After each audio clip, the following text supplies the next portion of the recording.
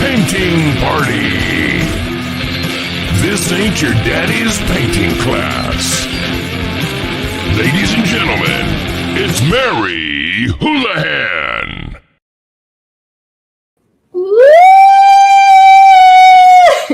Hello, welcome. Forrest, I didn't open my soundboard. Can you do some sounds? Beautiful. Folks, welcome to, I don't know, I guess it's Mary Houlihan's painting party. I'm not going to be painting, but I encourage you at home to paint. If you're doing some arts, the theme will be soccer. And why is the theme soccer? Because my guest, Max Alvarado, what did you do? You did something cool recently, right? It's a little something. On the opening ceremony for the World Cup in SoFi Stadium, Paraguay versus USA. I was offered the gig to play a FIFA play because I'm a drummer. I used that opportunity to stand up for people that can't stand up for themselves, and I put on a Keffiyeh last minute. And it's on. Yeah, it's up on YouTube. It's on the Fox. Forrest, play the vid. Habilidades nesse primeiro ato para representar as duas. Yes. Oh, that's it going viral.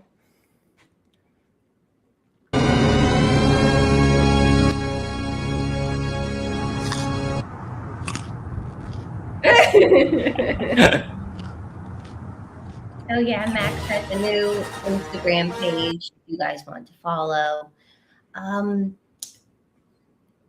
How soon before your performance did you think I'm gonna do that? Oh, like literally the same day I got the email, because nice. This was not my first rodeo at activism. I've been active for quite a while, whether it be protesting because I have my own drum, like walk around, or doing some like other stuff. But okay. I've been, educating myself throughout like the whole processes. I was lucky to get educated by a professor called Sohail Dalatsai. He's a man that basically wrote about American imperialism, Palestine. He wrote several books, and I was lucky to get taught by him in my last class in university. And that's the only thing I knew about Palestine was like something like middle school or early high school. It's like some BS videos, like documentaries, like, oh yeah, Muslims and Jews just hate each other. That's how it is. Yeah. And then learning that from Sohail, I was like, whoa, that was a bunch of bullshit. What the fuck is going on? So how did you sneak it in? Did you like have it in your pocket? What'd you do? Oh, that's a whole story. It's like I told you guys, ever since I got the offer, I knew I had to do something. And hold up, Danny over here says, I missed the intro. Forrest says, Max snuck a Keffiyeh into his performance at the World Cup opening ceremonies.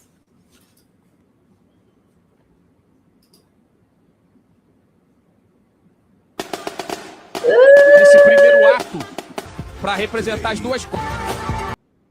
Okay, so how'd you sneak it in? Pocket? It was I snuck it in by putting it inside a jacket inside my backpack. But yeah, there's a whole process. Like I'm trying to see what parts to tell. If I can't. Yeah, I just there's a lot of pre-planning, but just sneaking itself in, I did that.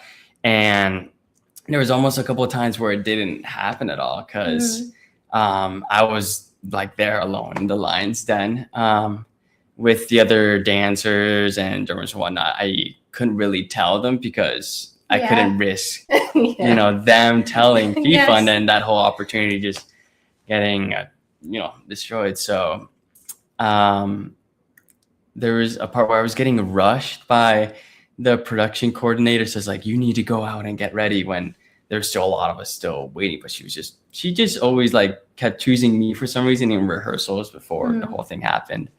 And so I was put like near the line without the Keffiyeh, and I didn't grab it. And the thing that saved me is that I didn't have like my safety stick, like in case we drop it doing like a stick trick or whatever. And I needed that. That was mandatory because then I wouldn't look uniform. So I said like, I need to go. And then another lady let me because I was coach, and I just rushed in there. I put my hand in my bag, and thankfully I got it like through the hole in the jacket, and I felt the Keffiyeh, and I just like Incredible. snuck it in.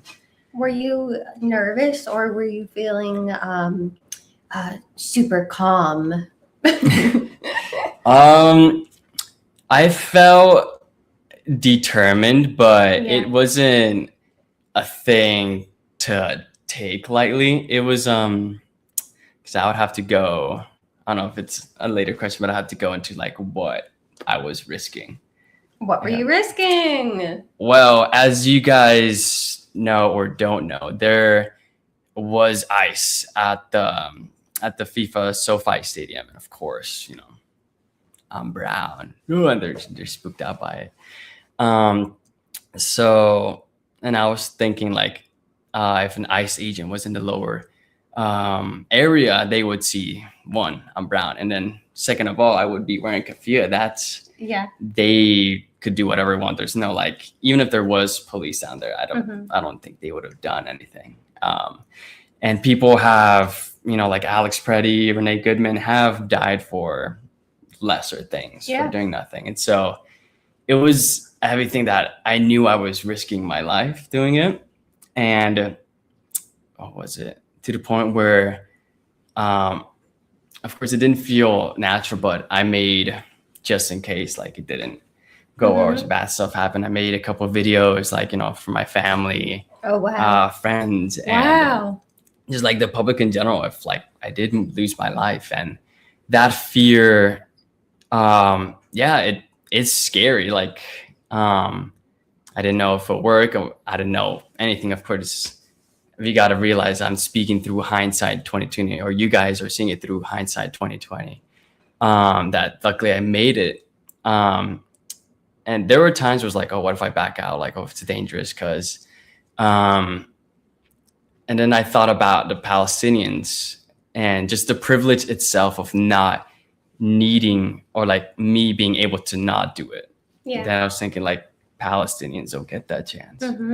It's not an answer. It's like, it is a place where death is more common than food, and many people thinking not if I'll die, but when. And it was that thought that just like, I got to do it. It's people have, I'm not the first to do something big. There are people that, that self-emulated, that have like lost their lives for, the journalists in Gaza and all that. And with my thing, like, just had to do it because, as many people around the world can't stand for, like, it's atrocious what's happening over there. Israel, fuck Israel. And it was a quote that is stuck and it's sticking with me to this day. It's bravery is not the absence of fear. It's doing it anyway. Because it's scary, but I just felt I needed to do it for people in Palestine, just anyone that is unrepresented around the world. Well, that rocks. Maybe more people will do it, Yeah. And what were you thinking? I mean, you obviously don't care about this, but what were you thinking, like, the potential career or social blowback might be? Well, I think I knew for a fact it did happen. I used to be part of the drum company that would go do stuff, get hired and whatnot. I would not be let back in by that company. And yeah, they did yell at me afterwards, like all that stuff. And the reason why I started content creation, the small slight thing, is that even when I got off of the stadium through the tunnels, I was just like, I was hyped up because I did the thing. That was the goal. And a lot of them were asking me in like happy tones or cheerful. Like, oh, what is that? What do you got on you? Oh. And I was like, oh, this is a Keffiyeh. Uh-huh. I still didn't click with them. It's like, oh, what is that? And it was only until I said it's a Palestinian garment that they went, oh. And it's so weird. In 2026, people don't know what a Keffiyeh is. Yeah. And they were, a couple of them reached out to me. They're friendly, and they were asking me like, how I did it, and they called it a conflict, not a genocide. It's, I don't know. I have a whole like thought process on it, with consumer slavery, where always like stuck consuming, and also being forced to survive with like not even like 3 jobs or more, like the way intended, so we don't pay attention to politics and let them get away with everything. But yeah, it was a crazy experience, and it's why I wanted to do my type of content creation, because there's always leftist content creators. There's overzealots, great video essays. There's like Hassan Piker, there's you, a bunch of other people, and people a lot of times get, especially like my friends or just people in general that aren't very knowledgeable in politics, and then they see a video, they're like, oh yeah, the US has been fucking Latin America for over a century. And they're like, what? Huh? And then they get scared, and then that fear turns into defense mode. Yeah. And then they're like, fuck you, leftist. I'm like, why are you yelling at me? I'm right. They justify it, or they say you're overreacting. Yeah. Oh, it's terrible. Yeah.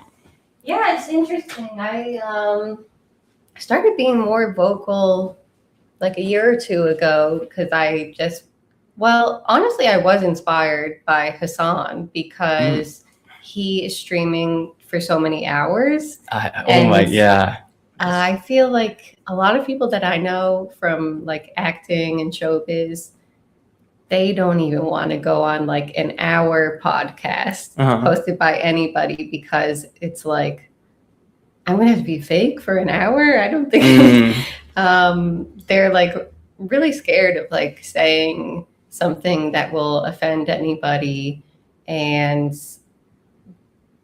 a lot of them don't want to talk about Israel Palestine, because they know that hardcore pro-Israel people will take stuff out of context or say they're anti-Semitic, or go tell their friends, don't hire this person. And seeing Hassan just be like, nope, I'm going to talk for like 8 hours. And I'm sure in there, I'll say something wrong and whatever. I know that people can clip this and make it look like I'm saying something that I don't mean. Yeah, that's just part of it. And that kind of like rewired my brain of like, oh yeah, I guess like we should be doing that. Like, why are we censoring ourselves out of fear of someone misconstruing us? We should be honest. Yeah. And more people will believe you than believe the person misconstruing you. So that's how I feel. Yeah. With Hassan, he's just built different, because it's not even just a couple hours a day. It's 8 hours a day, 7 days a week. Like, I know people that would go like insane, just like talking to a camera with like, chat is responsible. Like, you're not talking to someone. Yeah, and also people are like trolling him, and he's Yeah, that is. Yeah, and then that's also before, everyone started waking up, like before Trump, with a lot of people, I think, I don't know, but they see a lot of, there's a sentiment thinking is like, oh, it only started when Trump got elected. It's no, he was just so dumb that he was able to destroy the like more than a century load of like propaganda that the US had, and it just tore down. And he was doing that like, I think 5 years before that, streaming constantly. I'm like, that it takes something else to be able to withstand all that. pushback. It's a great thing that people see through the propaganda, because I think it then becomes like applicable to other topics. Like, I think, well, okay, so a lot of people say like no one has media literacy now. I kind of think the reverse. I feel like we're getting more media literacy than we had like 5 years ago, because people are better able to look at a headline and go, well, hold on a second. What news source is this? What are their biases? What are they actually trying to say? And I think that'll be good for democracy. I think it will piss off rich people, but who cares? Yeah. Yeah. I'm glad that people are realizing now, like mainstream media, like especially after Reagan destroyed the FCC, I think, which made it unbiased. There's a bunch of like Fox News, like I don't know if you guys don't know, they are legally identified as an entertainment thing, because they were spreading so much fake news. They got sued for like almost $1 billion or more, and then they were like, oh, okay, wait. But unfortunately, I guess they still legally can call themselves news for some BS reason. But yeah. Hi, Melly. Hi, Blogtoven. We are talking to Max Alvarado, who is a drummer, and he's also a director and showbiz person. Here's what he did at the World Cup. Nesse primeiro ato, para representar as duas.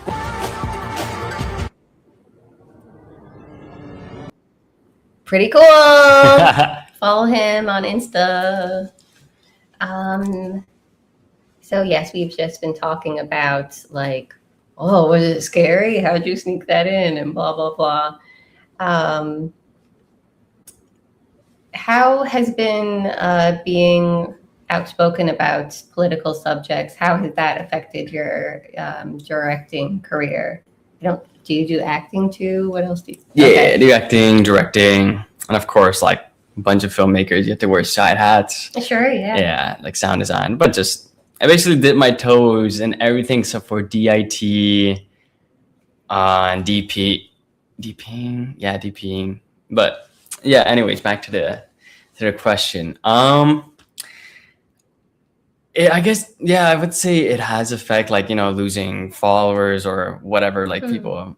But I think at the end of the day, you know, for me, it doesn't matter, because already like networking, especially, you know, going to like events or whatnot, like there's so many times where I just get tired. I'm like, oh my God, bro, like the subjects talk about all like the toxic positivity. Like, let's not get into like talking about the state of the world and all that. And at this point, I'm like, I just want to work with people, you know, good people that care about what's happening in the world. And I do have community. I have friends that, like, you know, they're great filmmakers, and they are like, you know, pro-Palestine and whatnot. And at this point, like, there was actually a time where I got an audition for my agent to do like an Adam Sandler movie, but I know Adam Sandler is Zionist. I'm like, it's a big thing, but like, I know. I personally think a lot of comedians who don't speak up, it's because working with Adam Sandler is on their bucket list.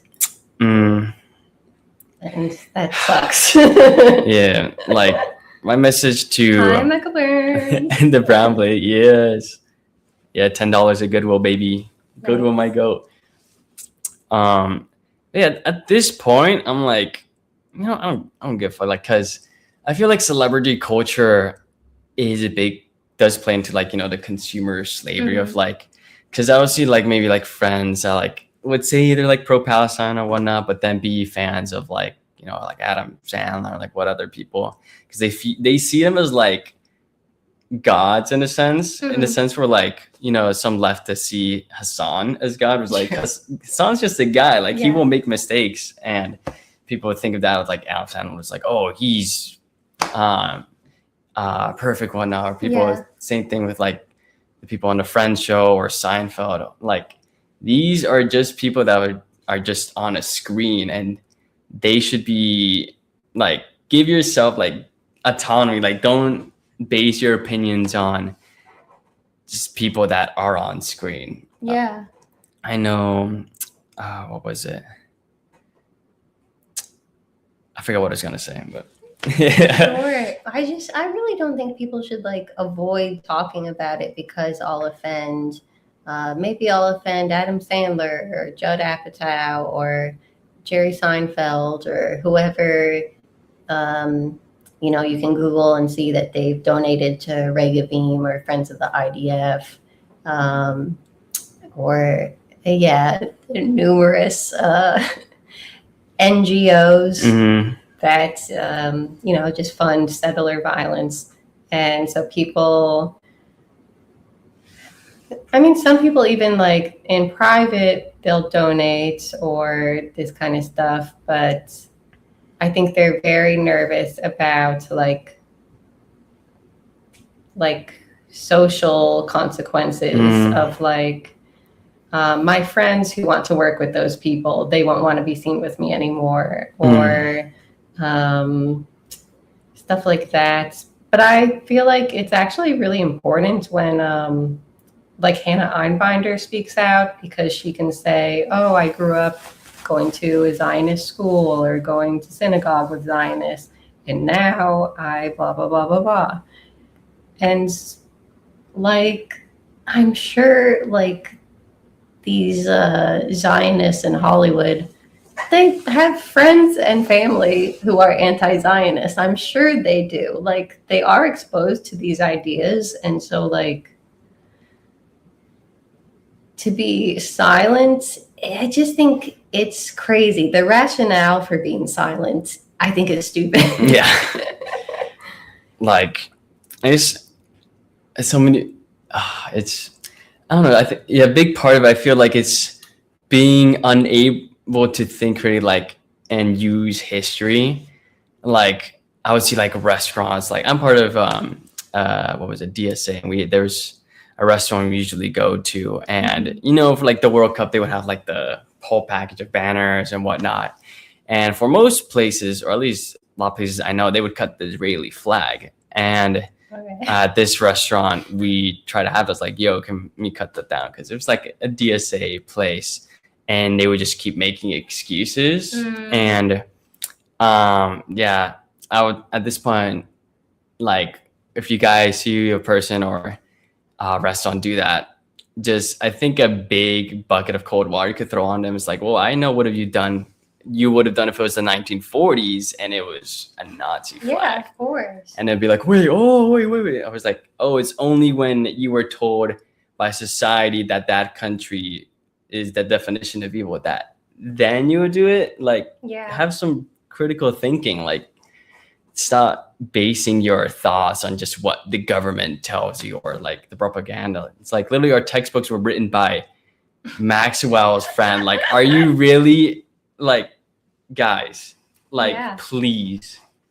Yeah, I think there's just in all of our news and textbooks, there's a very clear bias for like Western European countries, that they're sensible and civilized, and everyone else, they're just troublemakers.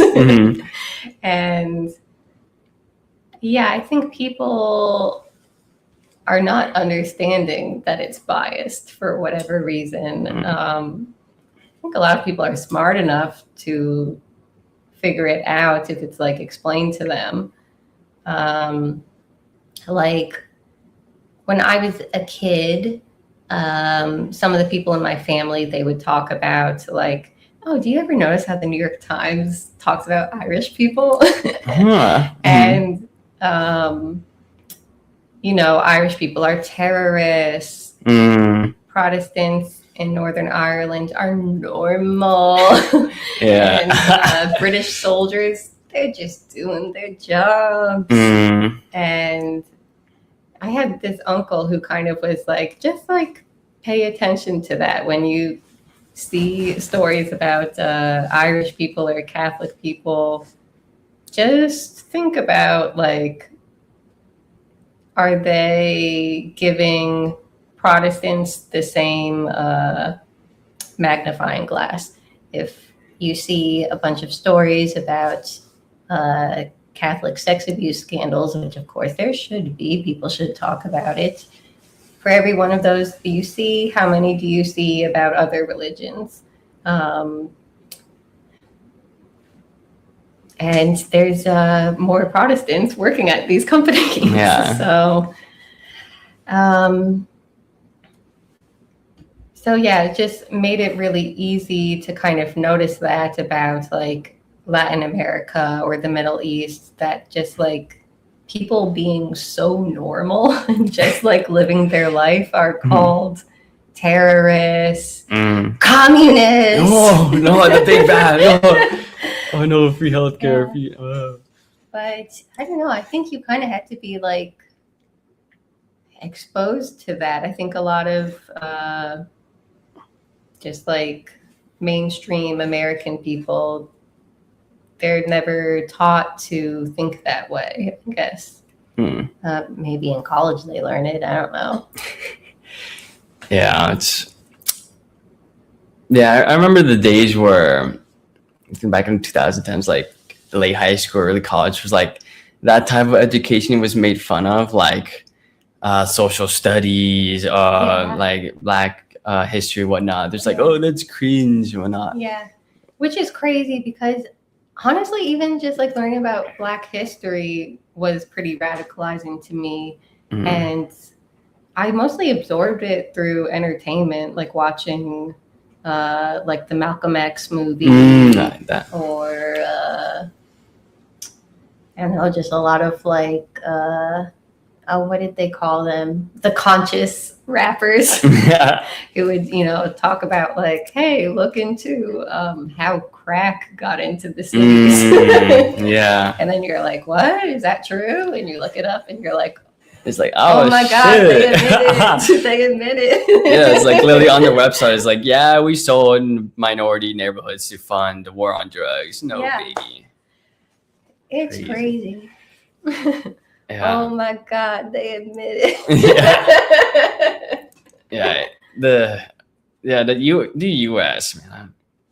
And so that's another thing I get mad at, is American exceptionalism. Sure, yeah. Where people would say it only, you know, like I said, only start with the Trump era, or that we're like not like Trump represents Nazis and like they're influencing us. It's like, it's the other way around. Like they literally in Mein Kampf, Hitler was like, you know, what we did to Native Americans with Black people, that's pretty cool. Like like literally Jesse Owens said he was treated better in Nazi Germany than in the US, which is insane. Yeah. And says a lot. Yeah, and that's another reason like why I don't like capitalism, where the US uses you know, people of color only for their strengths, but they cast them away when it comes to everything else. Like Muhammad Ali, that's why he was openly like anti-American, because they said like they only like me because I represent their country and win fights, but then back home they get discriminated. I'm pretty sure that happens to basically all everyone of color that represents the US. They're only used for what they create, but not for themselves, which is why I don't consider Cajun food to be American, because you can't love the food but not the cook. Yeah. And of course Cajun food is made by, you know, like combination of an Irish, Black, Hispanic and all that. And white people can see like, wait a second, no, that's our food, it's not yours. Like, okay. Like same thing with cowboys. Like, where do you think you got that from? Fucking vaqueros way. Like, we had Texas, like, and we let Americans in. Like, it's like, yeah, just come in, but we don't allow slavery. And then they got mad. It's like, what? We want slaves. So when they started a whole war, took half our land just so they could keep slaves. Yeah, crazy history. I'm a huge nerd for Henry David Thoreau. Do you like him? Do you ever read his stuff? Nah, I haven't heard of him. What's he do? His most famous thing is he wrote the book Walden, which a a lot of people say, oh, it's a book about a guy living in the woods and being cut off from society. Mhm. Meanwhile, his mom did his, and it's like, that is propaganda because like if you read the book, that's not actually what's happening. It's like he says in the book that he's like going to the city often and like inviting people out to it. He's not like being a wilderness man. And he was I guess a civil rights activist, you would say. He was extremely vocal against the Mexican-American War and was like, why the fuck are we funding this? He was also an abolitionist, and he really feels relevant to now, like leftists who call out both sides, because he's like, I live in the North, and like all of my professional peers think they're so liberal and socially conscious just because slavery isn't here. But you guys are paying taxes to go to the war in Mexico. You guys are buying goods from the plantations. You're doing business with the plantations, like, but you just get to pat yourself on the back and be like, we're so much better in the North. But they're part of the system. That reminds me of like Kamala supporters when they say, if she was president right now, we'd be at brunch. Like, I understand, like, after witnessing this, why Malcolm X hated liberals. Yeah, and it's like, you guys are at brunch now. What are you talking about? Bro, like, nothing to say. And then when they would see, like, Zoran, like, almost went or something to be like, but I don't think socialism would work. I'm like, but, like, 9/11 or, like, whatever the fuck. Oh, my God. I'm like, why? Like, you're just dying, MAGA. Like, it's so true. Yes. It's so true. Yeah, I think the whole window has moved to the right. So people who say, I'm a centrist, they're really like 7 notches to the right of center. And DSA, I mean, you hear like Europeans say this all the time, like they're not even that lefty. They're kind of just like normal liberal labor values. And like, in Europe, we have parties way to the left of the DSA, but you guys are like freaking out about it. And yeah, that's part of the indoctrination, that you just hear the word socialist, or I don't know, I guess probably part of it too is like it's a Muslim guy running for mayor, and Black people and Muslims running for Congress and Senate, and people are like, they don't like it, but they are like socially aware enough to know that like, oh, it'll look bad if I just am outrightly racist. So instead I should say they're radical, they're too left, blah blah blah. Yeah. But it's like a dog whistle. Basically. The Red Scare and its consequence. We're actively like trying to be like, we want to give you a good free healthcare, public transportation, and just not spending even like the basic stuff. So like radical. And it's like, how is that radical? How? No, enough said. 10 billion to Israel right now. Too much said. Yeah, actually, I think what they're doing is pretty cool. Oh my god! Nightmare. Have you ever had Israeli hummus that doesn't have hummus? Oh my god! I was talking to my actor friend. It's like hummus literally means chickpeas, and Israeli hummus doesn't have chickpeas. Like you can't call it hummus. That's the whole part of it. Dang. Israel. I don't know if I learned that, but yeah, the attempts of Israel trying to form a culture or ties to the land. Yeah. The manufacturing of it, super interesting. Same thing with the U.S. because there's no cultural white ties. Americans with Cajun food. That's ours. Yeah, it's like, bro. That's from here, right? The cowboy, that's from here, right? Yeah. Nah, bro. They have done a really stellar job of keeping the left down in the Western world by murdering and discrediting them. Anyone who takes any real stance and gains even a little bit of momentum is over. Facts, things from the void.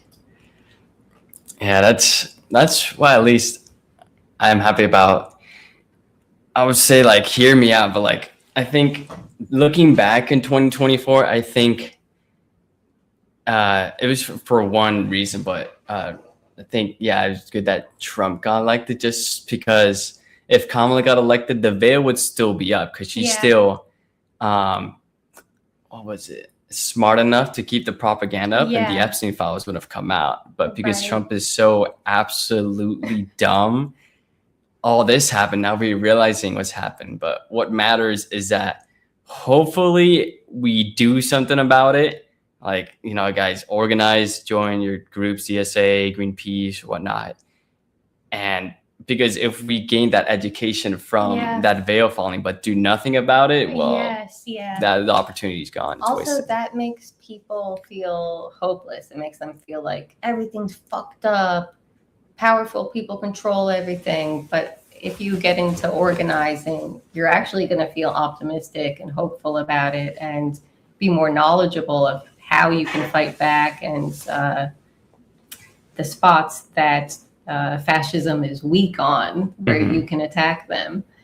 So I'd like more people to think of it that way instead of just being like, oh my God, the news is so sad. I don't want to look at, read your news somewhere else that isn't so sensational. Yeah, that's like a video I want to make, where it's like, my videos, I try to make it like I get inspired by like a guy named The Zerky Show, where he talks about just like things people in common, like letting go, or like why, oh, you're so young, but why are you so hard on yourself? And just unstimulating long content videos. And like that's a type of thing that I am doing. Sure. And one of it is like how to, like, for example, fight as a leftist or like stay mentally well. Because I know a lot of friends, even other content creators, that like just doom scroll on their phone, but like don't put that anger or like that rage into like something else productive, and it just stays inside them and then going into doomerism, which is what they want. They want you to give up. And I think we really need entertainers, comedians, musicians to talk about this stuff because it's an easier pill to swallow. I get so sad thinking about Aaron Bushnell because he made such a dramatic display, setting himself on fire. And then you look at, has it changed anything? Not really. And maybe it would be better if he was still around. That's the same thing. Of course, it didn't happen to him, but Ryan Coogler, after he made Fruitvale, he thought it would change the world. And then him seems like, oh, it didn't, like the world's still going. It's all these acts like, me protesting FIFA, the world is still as it is, but it's always like these grains of sand that is put upon the mountain. Thankfully now it's a huge mountain.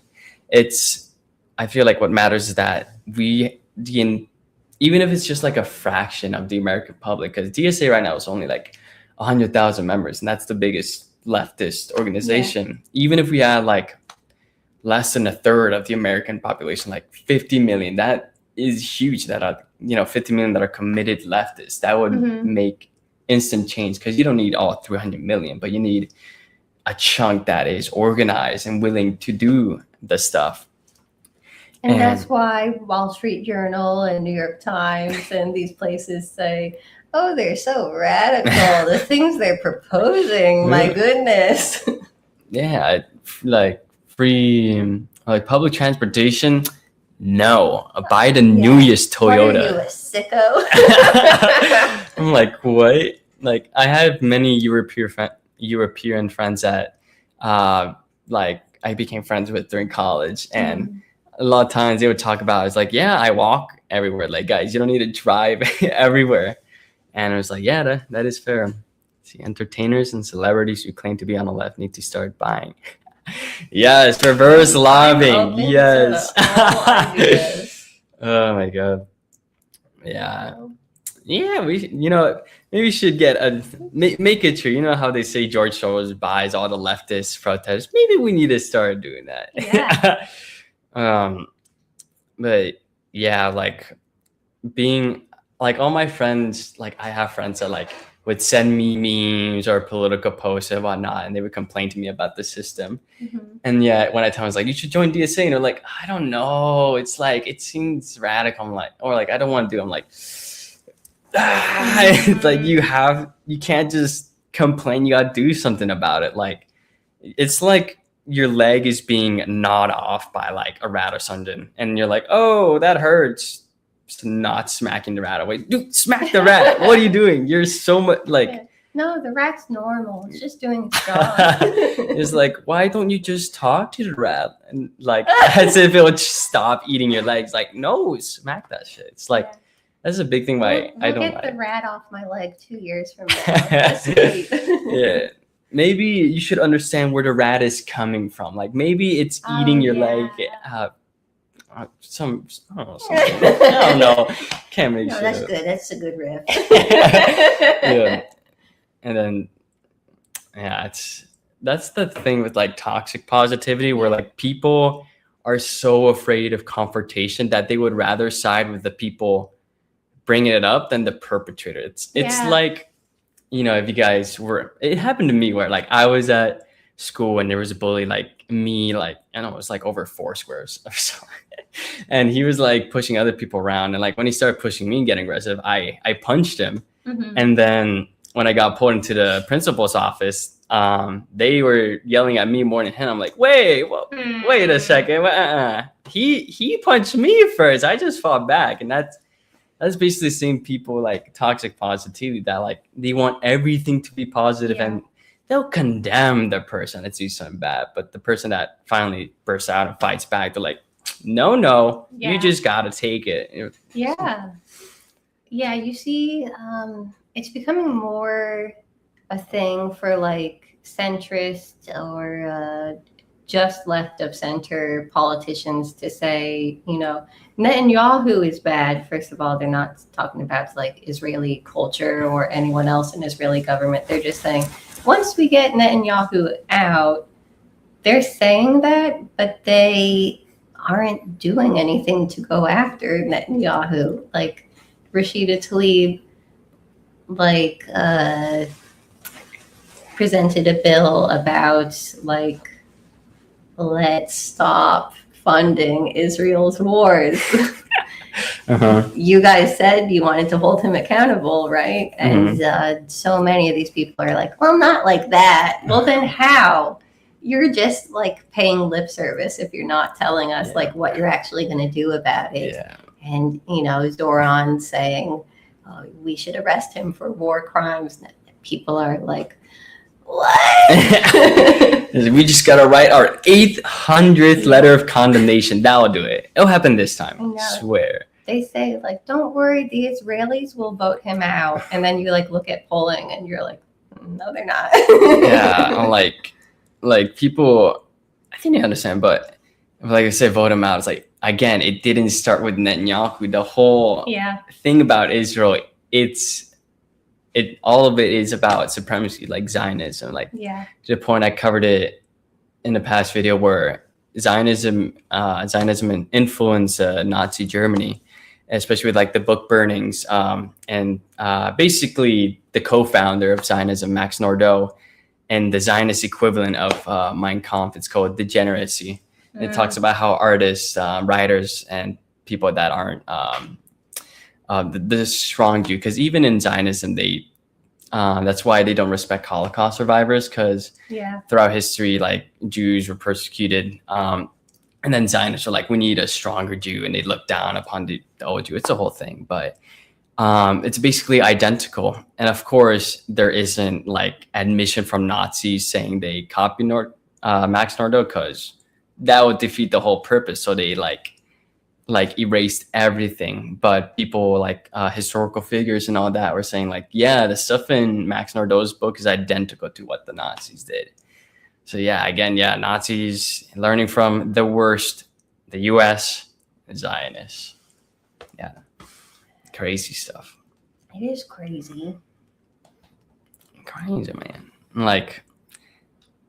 And with the lobbying and all that, with if we wanted to, those Israel could be over like I know. it could be over like that. They're like when they say they're the size of New Jersey, like Netanyahu says, their IDF is incompetent. Like it wouldn't be a World War III. It would be over like in a day, less than a day.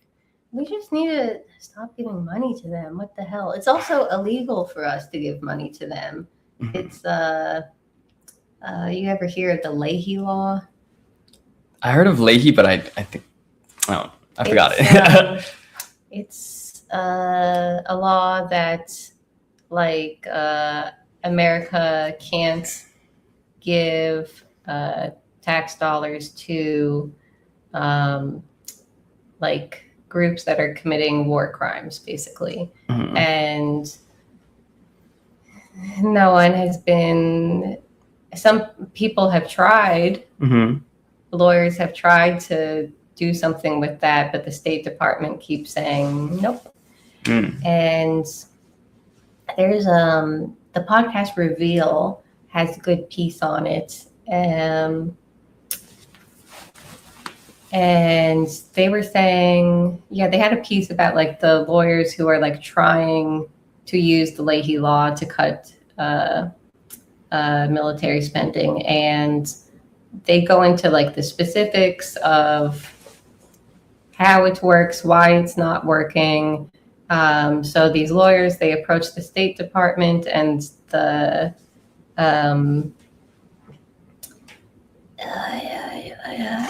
process is you're supposed to bring photos and evidence of war crimes. So these lawyers and doctors who served in Gaza, they brought photos of kids with bullets in their head and then filed the thing. And if someone says, oh yeah, that evidence proves a war crime, then they defund that particular battalion. They don't defund the whole country, but they punish that one group that did it. And they've shown sufficient evidence. They've done everything right, but the people who work in the State Department currently, they're illegally saying, nope, denied. And I think if a future administration wanted to, they would be able to hold those people accountable. But will we get an administration that actually wants to do that? Hopefully. We'll see. If Trump doesn't cancel the midterms and also declares himself third term president, which at this point, I'm not gonna roll out, but also hopefully then we'll do something, and if not, well, fuck. Yeah. Damn. Is there anyone that you think would be good to run for president in 2028? Trying to think. I know definitely not Kamala. Hell no. I believe if I'm gonna use my vote, if I'm gonna rely on my vote, it would be someone that represents me 100% and no one else. Let's see. Butch Ware, I'll be good from what his policies. He basically ticks off everything. Even land back, which that'd be huge. That'd be great. I feel like he needs to run as a Democrat to be viable, but I don't think he'll want to do that, obviously. Yeah, I feel like we just gotta. I feel like he can run third, and we just gotta believe in it, because we're at a point where I feel like it's a whole lake of gasoline, but we need a match to light it. There hasn't been that match. Because, what was it? The reformists, in DSA and whatnot, they chase victory too much, and of course, if you chase victory, you become establishment. It's a assured tunnel. If you only chase victory as a reformist, you only end up as establishment. Yeah. But I feel like if we like get a candidate that actually represents or wants to represent all our stuff and all independent media, like, Zateo, Hassan Piker, you is like the content creators too, of like, we all unite and push for it, and we believe it'll happen, because no one cares about CNN anymore. Like, we all know Fox Right. News is dumb, and of course they'll still have their voters because they're still brain dead people.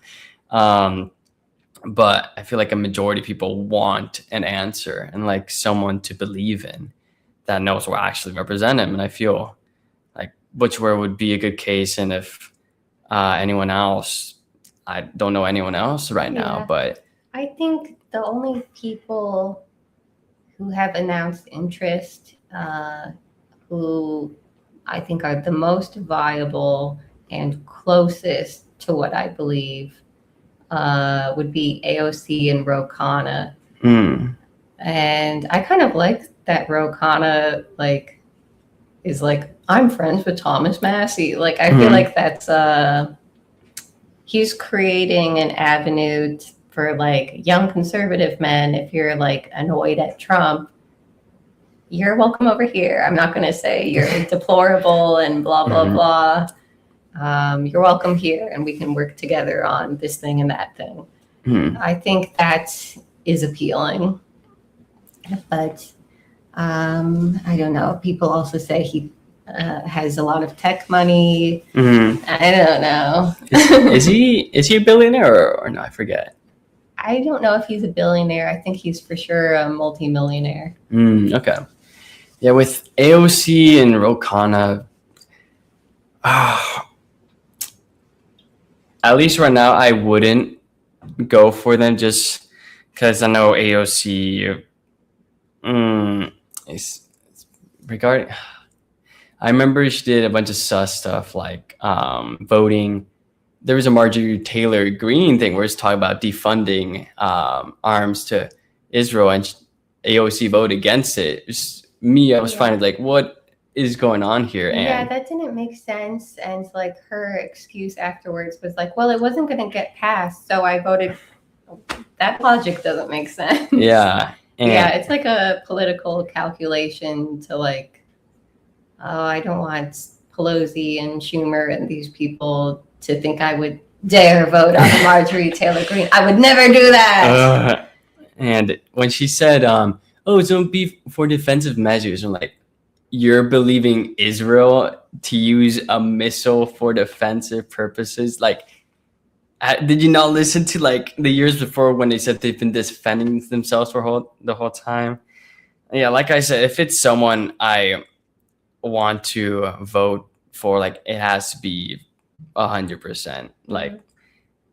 Like if they can't come on terms with like Palestine and like stopping Israel, like that's genocide. And to not be strong about it is just a showing of privilege. Like, you're not dying, you're not living in constant genocide. And I feel like it's something that needs to be stopped immediately. Yeah. I think she could be pushed. And if she is someone who kind of like goes where the wind blows, I think Zoran and all of these new congressional wins have definitely made it safer and more popular for people in politics to go, oh, actually, I don't like that stuff too. So I don't know. She seems like she could be pushed, in my opinion. I'm okay with agreeing with someone 70 or 80%. Yeah, I feel like I guess that's another thing where like the litmus test has been pushed. So now there are a lot of people that's saying that like the genocide needs to stop, but also they say things like Israel has a right to exist, just like saying the Jewish genocide has to stop, but Nazi Germany has a right to exist. I'm like, no, that literally contradicts. Sure. I think if they can say it's free to exist, but it should be a multicultural society, I think that's fair. It's a problem when they say, I support Palestine, but I also support a Jewish state right next to Palestine. Well, if they keep killing people in Palestine, and I feel like multiculturalism. I think, people on the right say, no, it causes problems. It's safer in all white countries. But I just don't think that's true. Yeah, it's complete BS. If you just picture what Israel would look like with more diverse, what do you call, population, voting base, population, not having one religion more important than every other religion. This is like normal stuff. This is like, even if like the US and like European countries aren't perfect, they at least say that they want to be like freedom of religion and multicultural and all that. And we're not directly doing a genocide. We're funding a few of them, but I think Israel would be less likely to be trying to commit a genocide on Muslim people if more Muslim people could vote. Dare I say? Crazy logic. For me, I'm on the stance that Israel can't exist in any form, because even in the Torah, it says that Israel can't exist before the second coming of Messiah. So even like people that are actually like into the religion, not like secular, they say like, no, Israel can't exist. There's a town, I forget what it's called, in Palestine, or occupied Palestine, that it's a Jewish town, but they like when Israel came in, they've always been pro-Palestine. It's been censored by Israel. It's been turned into a ghetto, and they're just adamant because Jewish people, Christians, Muslim people have been living in Palestine in peace. Yeah. And it's just a straight lie when Israel says like, oh, they've been targeting us or whatever. Yeah. It's the amount of crimes Israel's been doing. And like, since its literal inception, like the Nakba, the organ harvesting, literally treating Palestine like test center for AI, murder. Like I could go on a list of countless things. And also their education system. The education system is to the point of literally being Nazi youth, but for 100 years. Like if you've seen Hamza, that's why the children, like when they know he's Palestinian or see he's Palestinian, he's like, oh, death to you, yeah. Oh my God. It's an insane society because they're only brought up with hate and also victimization. Like they've been told that they're a victim, everyone hates them for their entire lives, and so of course that makes them defensive and therefore think it's like, oh, everyone else wants to kill me, so I'll treat them like nothing. It's a nation that can't, for me, if I were to snap it, it's a nation that can't exist anymore. All officials would life in prison, death penalty, and if they and giving back to like the Palestinians and like make a Palestinian state, and if they don't like it, well, guess what? You can go back to European country that you're from, buddy. Sorry. Yeah. Go back to where you're actually from, or move to America. They would love you here, bro. They're so Well, it's safer for Jews in America than it is in Israel. Why not move here? Yeah, and it's crazy that it's also like Zionism is a white supremacy Zionist, Jewish state, because even like when they brought over, or they false flagged bomb sites in like Arab countries and then blamed Arab countries didn't come, they would just basically make them second class citizens, or just the worker state. The Ethiopian Jews that were told to go to Israel, they were without consent sterilized because they were black. I can't imagine like wanting to have kids or start a family and then being in that same be like, you can't have kids because we just don't want your kind to repopulate. That's an immense horror, and therefore again, I don't think Israel should exist in any matter at all. The US did that to Puerto Ricans, so let's just hold everyone bad accountable and try to make something better. No, that's radical. She's trying to. Crazy. Well, Ay, ay, ay. Max Alvarado, thank you for coming on the show. Please do some plugs. Any final things you want to say? Final things. Yeah, I do my long form content on YouTube.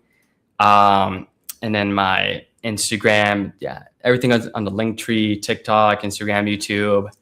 And then for plugs, like honestly, just like join organizations, join DSA, Greenpeace, uh, other parties, Peace and Liberty, I believe.